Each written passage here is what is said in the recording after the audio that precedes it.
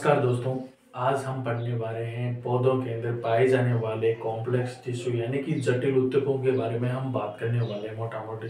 दोस्तों, जटिल ऊतक कहते किसको हैं? जो पहले जो आपने सिंपल ऊतक टिश्यू मतलब उनको पढ़ा, उनके अंदर एक ही समान ऊतकों से मिलकर बने ऊतकों को हम सिंपल टिश्यू बोलते थे। अब जटिल ऊतकों के अंदर भिन्न भिन्न विभिन्न प्रकार के ऊतकों का समूह है मिलकर ऊतकों का निर्माण करता है, तो उनको कॉम्प्लेक्स टिश्यू या जटिल ऊतक कहते हैं। और दोस्तों, पौधों के अंदर हम बात करते हैं तो दो प्रकार के मुख्य रूप से ऊतक पाए जाते हैं, जाइलम एंड फ्लोएम।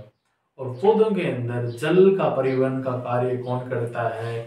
जाइलम करता है। और जाइलम के भी कितने पार्ट होते हैं दोस्तों? 4 प्रकार के पार्ट होते हैं, जो में वाहिका, वाहिनी और फाइबर एंड पेरेन्काइमा। दोस्तों, अगर हम इनकी बात करें जल के परिवहन की, तो सबसे ज़्यादा अगर जल परिवहन की बात की जाती है तो सबसे ज़्यादा परिवहन जाइलम के अंदर कौन से पार्ट के अंदर होता है? वाहिका द्वारा। क्यों? इनकी गुहा चौड़ी होती है, जिसके कारण इसके अंदर जल का परिवहन सबसे अधिक होता है। और उसकी तुलना में अगर बात करें कम होता है, वो उसके अंदर होता है वाहिनिका। इसको ट्रैक्वेट बोलते हैं और इसको क्या बोलते हैं? वेसल्स। तो वेसल्स के अंदर जाइलम में बहुत अधिक मात्रा के अंदर जल का परिवहन होता है। और फाइबर और पेरेन्काइमा की दोस्तों हम बात करें, आपके पिछले वीडियो के अंदर मैंने बात की थी ये पेरेन्काइमा का कार्य क्या होता है। जैसे परम पिता परमेश्वर होता है, उसी प्रकार पेरेन्काइमा एक पौधे के अंदर परम पिता परमेश्वर के रूप में कार्य करता है, यानी कि भोजन का संग्रहण करना और उनको भोजन प्रोवाइड करना। यानी कि जितनी भी पौधे की आवश्यकता होती है, नीड होती है, उनको पूर्ति कौन करता है? पेरेन्काइमा। अब दोस्तों हम बात करते हैं फ्लोएम के बारे में।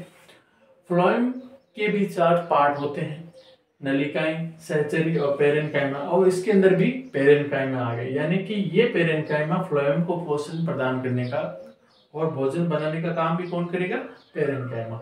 और भोजन प्रदान करने का काम भी कौन करेगा? पेरेन्काइमा। फाइबर होता है बाहर की ओर पाए जाने वाले रेशे, ये मर्द अवस्था के अंदर प्रत्येक पादप के अंदर पाए जाते हैं। चालनी नलिका और सहचरी नलिका, इनका काम क्या होता है? भोजन निर्माण होने के बाद में भोजन को पहुंचाने का कार्य किसका होता है? फ्लोएम का। जल का परिवहन कौन करता है? जाइलम। और भोजन का परिवहन कौन करता है? फ्लोएम। कक्षा 9 के अंदर आपको इनके पार्टों के बारे में और इनके प्रकार ही दिए हुए हैं। इससे अधिक मैं नेक्स्ट वीडियो के अंदर जालनी नलिका का क्या काम होता है, सहचरी किसको बोलते हैं, फाइबर्स का, पेरेन्काइमा का, और वाहिका, वाहिनिका और फिर पेरेन्काइमा और फाइबर्स, इनके बारे में हम विस्तृत रूप से बात करेंगे। कक्षा 9 के लिए इतना सफिशिएंट है। आपको खाली याद रखना है जल का परिवहन कौन करता है?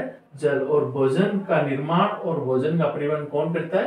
फ्लोएम। पौधों के अंदर आपको अगर पूछा जाए तो जल का परिवहन कौन करता है? तो जाइलम।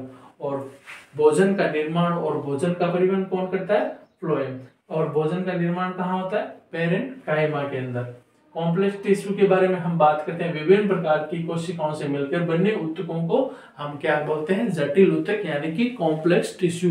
वीडियो अगर आपको अच्छा लगा हो तो लाइक जरूर करें, और नोट्स आपको लेने हैं तो लिंक कमेंट करें, कमेंट बॉक्स